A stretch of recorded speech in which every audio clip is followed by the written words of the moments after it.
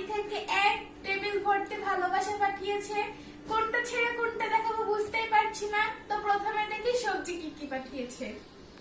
এখানে কিন্তু বাড়ির গাছের লাগানো ধুন্দুল, এখানে আছে পুঁই শাকের দানা, এখানে আছে লাউ, এটা একটা লাউ বড়, এখানে আছে পেঁপে, সব কিন্তু নিজেদের গাছেরই। এখানে আছে বিচি কলা, এখানে আছে কাঁচা কলা, এখানে দিয়েছে বেগুন গাছেরই, এখানে আছে পাকা কলা, এখানে আছে নারকেল, এখানে আছে উচ্ছে। এটা কি বলুন তো, এটা কিন্তু কচু শাক সিদ্ধ করে দিয়েছে।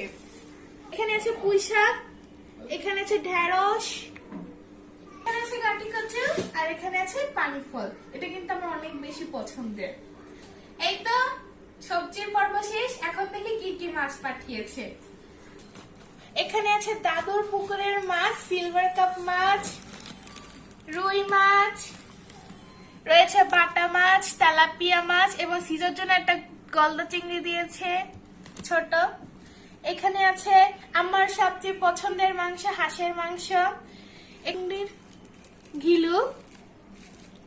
বলুন তো, এটা হচ্ছে চিপস আর এটা হচ্ছে পাঁপড়, এটা মুড়ি, আছে দেশি হাঁসের ডিম আর তার সাথে রয়েছে ছোট দেশি মুরগির ডিম।